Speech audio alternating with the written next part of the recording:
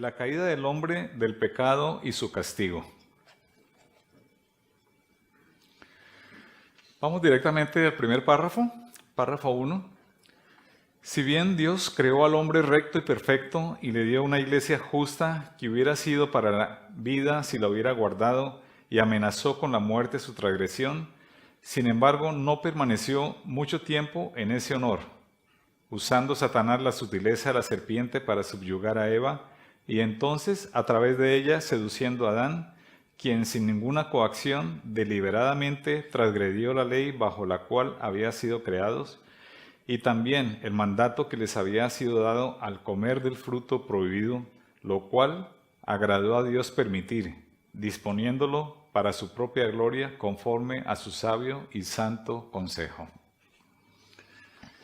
Bien, este es el primer párrafo que básicamente nos habla de la naturaleza de la caída.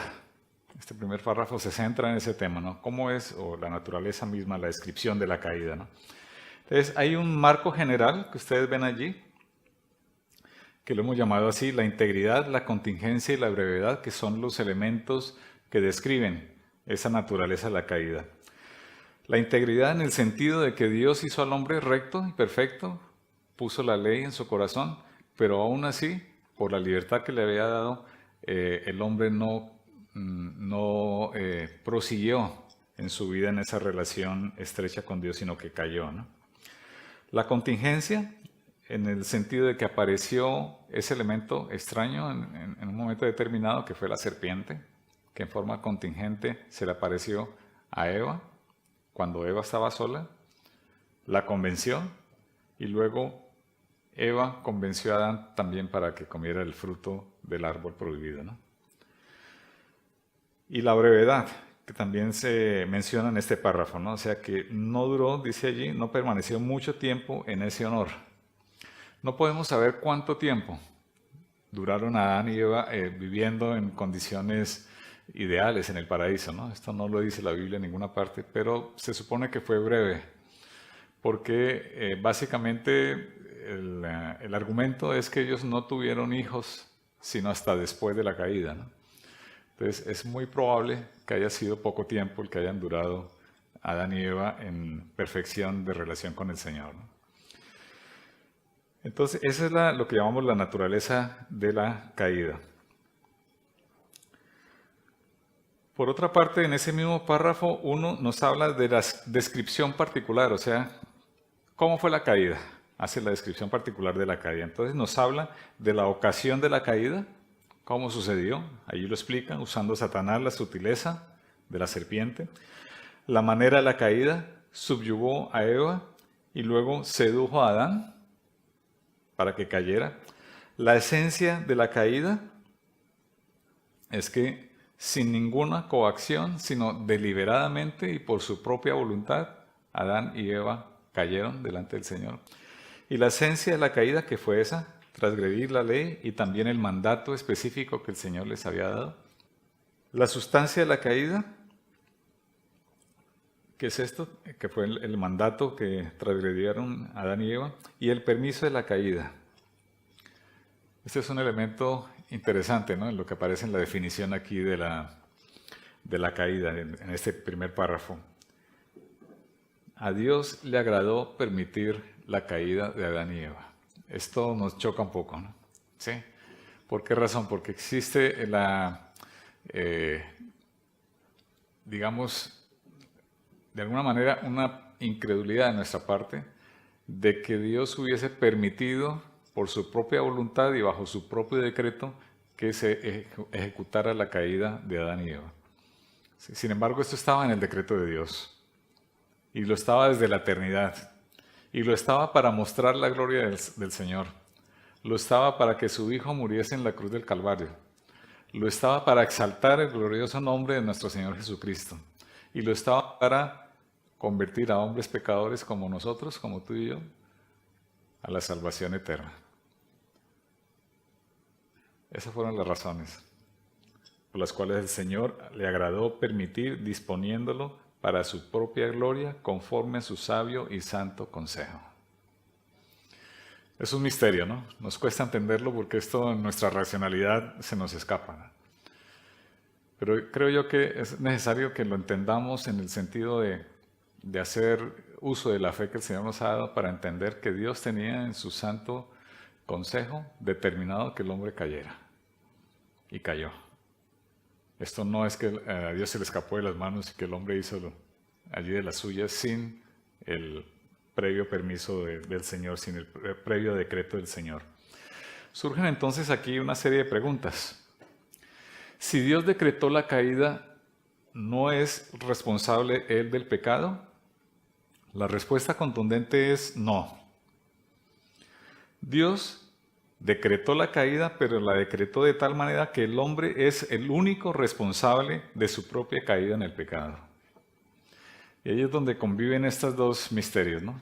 La grandeza de Dios, su soberanía, pero también la responsabilidad del hombre.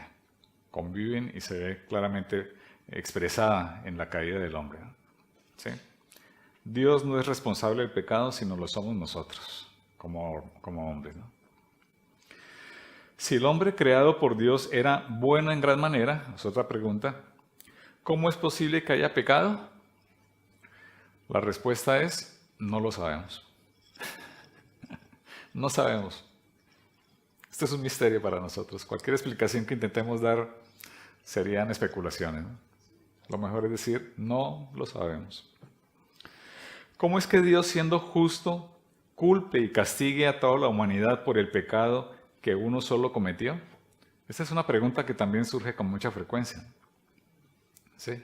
¿Cómo es posible que Dios, siendo Dios justo, ¿sí?, culpe y castigue a toda la humanidad, es decir, incluyéndonos nosotros hoy día, por el pecado que Adán cometió allí en el paraíso? La respuesta es sencilla, ¿no? Todos somos pecadores. ¿O hay alguno aquí que no sea pecador?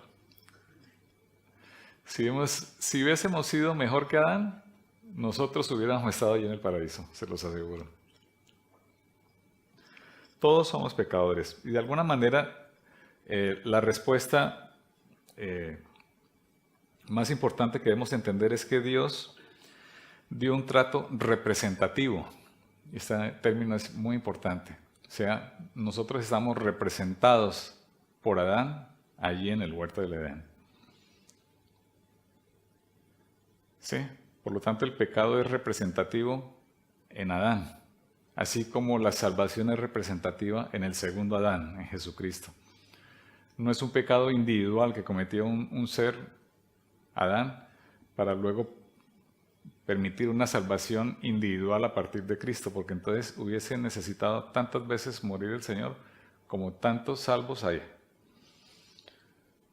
¿Sí? Entonces, por lo tanto, hay una muerte representativa del Señor Jesucristo para salvar a todos los escogidos, así como el pecado de Adán nos representa a todos los pecadores. ¿De acuerdo? Entonces, esto es lo que se llama el trato representativo y no un trato individualista. ¿De acuerdo? Y esto es justo porque Él es el creador y entonces Él podía tomar esa decisión y la tomó de esa manera. Adán representa a la humanidad y el segundo Adán representa a todos los salvos. Amén. Bien, a partir del segundo párrafo entonces comienza a explicarse un poco el resultado de la caída. Entonces hablamos en el segundo párrafo: por este pecado nuestros primeros padres cayeron de su justicia original y de su comunión con Dios, y nosotros en ellos, por lo que la muerte sobrevino a todos, viniendo a estar todos los hombres muertos en pecados y totalmente corrompidos en todas las facultades y partes del alma y del cuerpo. Esto entonces es un resultado de la caída, y es lo que llamamos como el pecado representativo o el pecado federal. Sí, algunos autores lo llaman así, el pecado federal. O sea, es una representación.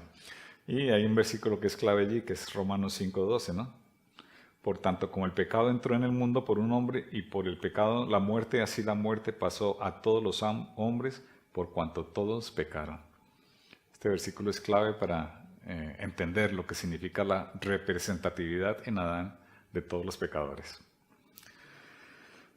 Bien, entonces ese es uno de los resultados, el pecado es representativo.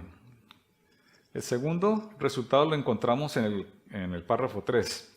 Siendo ellos la raíz de la raza humana y estando por designio de Dios en lugar de toda la humanidad, la culpa del pecado fue imputada y la naturaleza corrompida transmitida a su posteridad descendiente de ellos mediante generación ordinaria, siendo ahora concebidos en pecado y por naturaleza hijos de ira, siervos del pecado, sujetos a la muerte y a todas las demás desgracias espirituales, temporales y eternas, a no ser que el Señor Jesús los libere.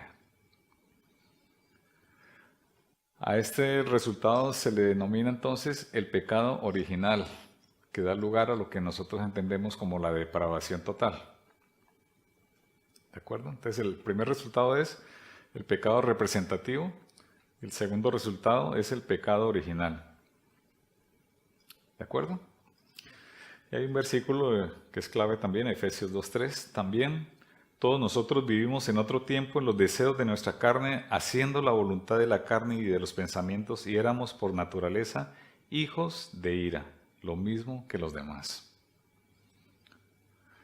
Esto nos hace entender también, hermanos, que nosotros somos salvos solamente por la gracia del Señor. De otra manera, estaríamos tan perdidos como el más perdido que vemos por allí en la calle. Estaríamos igual o peor. Pero el Señor, por su gracia, nos escogió para la salvación. Otro resultado de la caída. De esa corrupción original, por la cual estamos completamente impedidos, incapaces y opuestos a todo bien y enteramente inclinados a todo mal, proceden todas las transgresiones en sí. Hay un origen de todas nuestras transgresiones que es nuestra corrupción, ¿sí? Esa corrupción con la cual nacemos, que hemos heredado del padre de Adán, ¿no? Y esto es lo que se denomina entonces el pecado actual, ¿sí? Y esto da origen también a lo que se denomina en la doctrina la incapacidad total.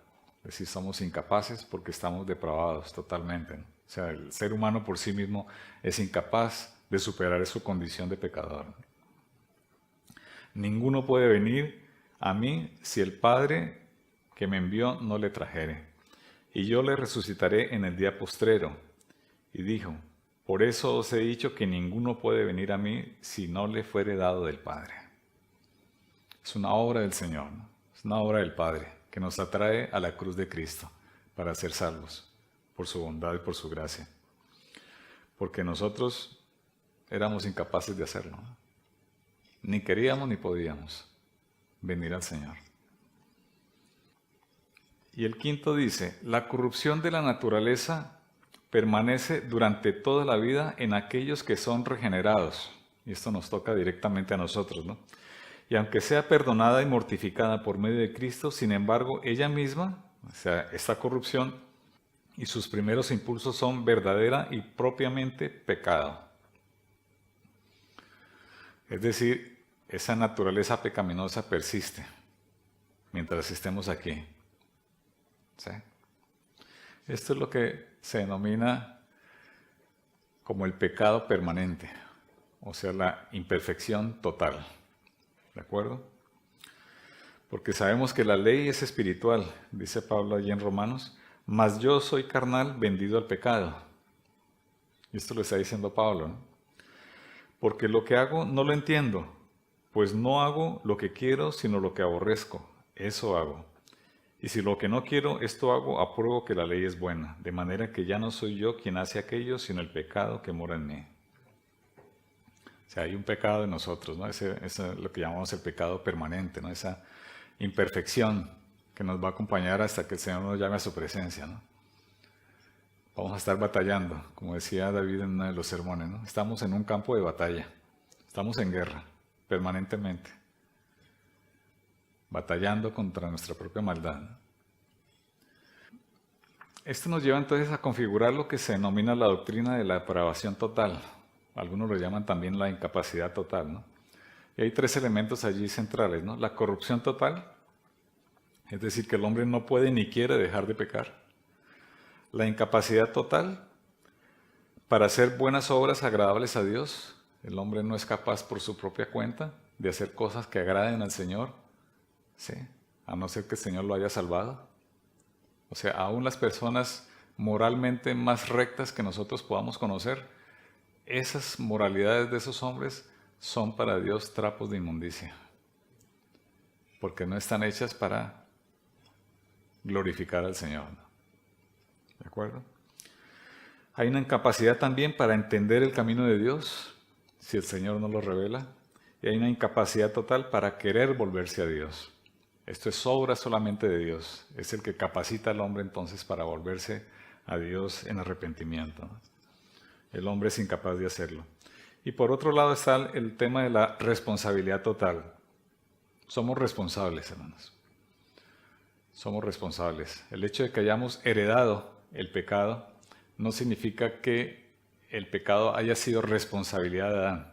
Es que nosotros somos responsables de nuestro pecado, del estado de depravación, de cada acto de pecado. También de salir de ese estado de depravación somos responsables. Somos responsables de la condenación eterna por esa depravación. Eso es muy importante, ¿no? Lo que estábamos señalando hace un momento. Hay una responsabilidad del hombre que es imborrable, ¿sí? Pero también hay una elección de parte de Dios. Hay una decisión de Dios, pero también hay una responsabilidad del hombre. Las dos cosas conviven siempre, ¿no? ¿De acuerdo? Muy bien, hermanos. Solamente como referencias, estas, bueno, las mismas que he señalado, la de Wadron, la de Sergio Ruiz, también este mismo libro, el de Wagner, habla de la predestinación, en el capítulo 10 nos habla justamente del tema del pecado. Y yo también aconsejaría leer el capítulo 24 de la teología sistemática de Gruden, que también explica muy bien este concepto del pecado, ¿no? De la caída del hombre y del pecado consecuente.